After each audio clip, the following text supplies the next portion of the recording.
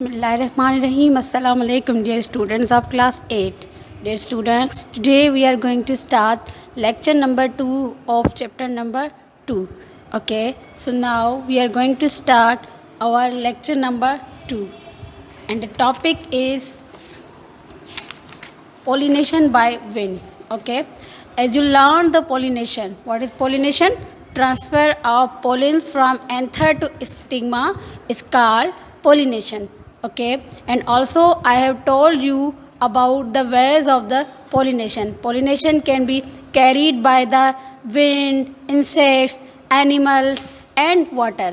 So now we are going to start pollination by wind. In your previous lecture, you have learned the pollination with the help of insects.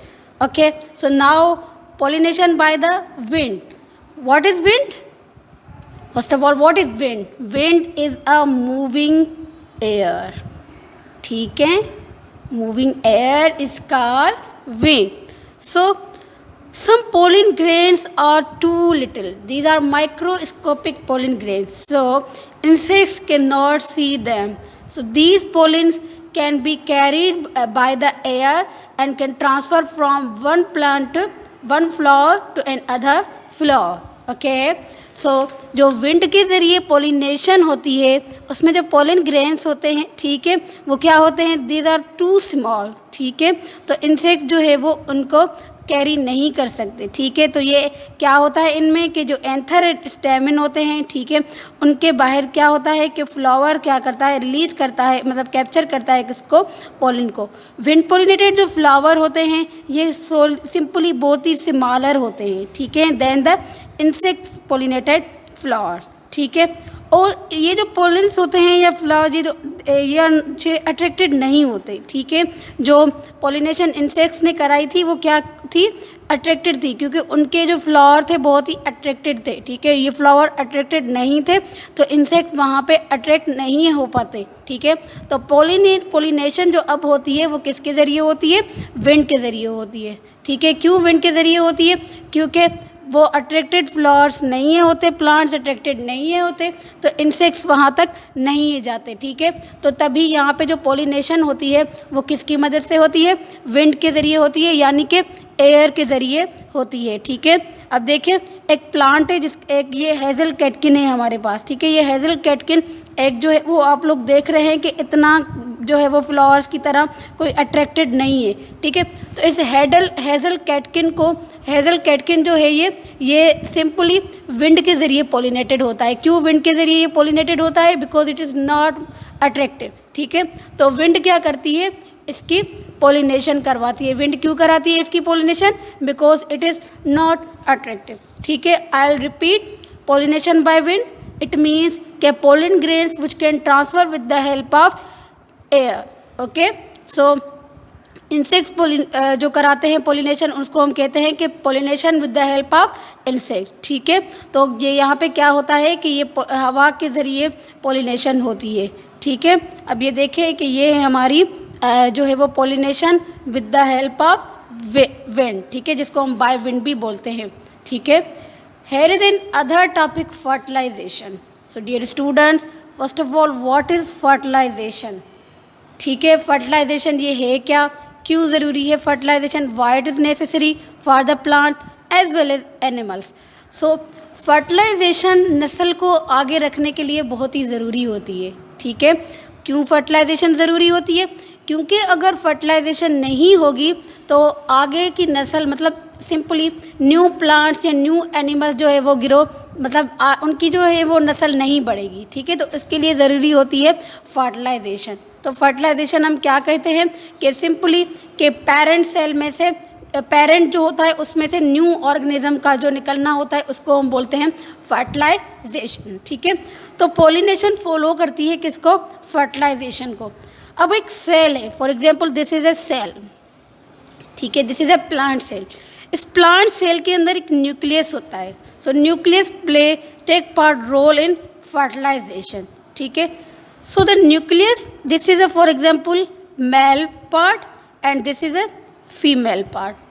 Okay, इन दोनों के जो nucleus होते हैं, ठीक है, ये आपस में जाकर क्या होते हैं, फर्टिलाइज होते हैं, मतलब जो है वो मिलते हैं, तब होती है फर्टिलाइजेशन और जाकर क्या होता है, न्यू प्लांट बनता है। ठीक है, अब मैं आपको प्रोसेस बताती हूँ फर्टिलाइजेशन का इसमें।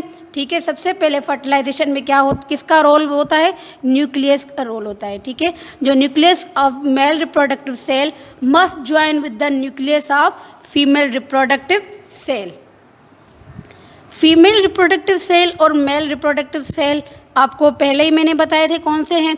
मेल रिप्रोडक्टिव ऑर्गन हमारे पास था, ऑर्गन और सेल में फ़र्क होता है। ठीक है, ऑर्गन जो हमारे पास मेल रिप्रोडक्टिव का रिप्रोडक्शन का था, मतलब जो मेल रिप्रोडक्टिव ऑर्गन है वो कौन सा था, स्टेमिन था। ठीक है, और जो फीमेल रिप्रोडक्टिव ऑर्गन था वो था कार्पेल। ठीक है, अब स्टेमिन जो है वो स्टेमिन का यानी कि जो पोलिन को जो है वो लेकर जाता है वो कौन होता है, एक पोलिन ट्यूब होता है। ठीक है, अब एक होती है हमारे पास ओवरी और दूसरा होता है स्टिग्मा। ठीक है, तो मेल का जो होता है रिप्रोडक्टिव सेल वो होता है स्टिग्मा, और जो मेल का जो होता है वो क्या होता है, मेल में और फीमेल के ये दोनों सेल क्या होते हैं, डिफरेंट होते हैं। ठीक है, अब यहाँ पे क्या होता है फॉर एग्जांपल ये एक मेल का है, ठीक है, और ये क्या है, ये फीमेल का पार्ट है। ठीक है, जो रिप्रोडक्टिव सेल है, इसमें क्या होता है कि जो पोलिन, एक जो मैंने आपको येलो कलर का दिखाया था, ठीक है, उसमें से क्या होता है कि ये पोलिन ग्रेन जो है ये क्या करते हैं, इस पोलिन ट्यूब के अंदर ग्रो करते हैं। ठीक है, फिर ये ग्रो करके पोलिन ग्रेन्स यहाँ पे आ जाते हैं, फिर ये ग्रेन होकर यहाँ पे आ जाते हैं। ठीक है, स्टिग्मा के पास, फिर यहाँ पे ये चिपक जाते हैं, फिर ये ओव्यूल्स नीचे आते हैं। ठीक है, और ये नीचे आकर जो है फिर ये यहाँ पे कुछ सेटल डाउन हो जाते हैं, कुछ यहाँ पे ये स्टेक हो जाते हैं।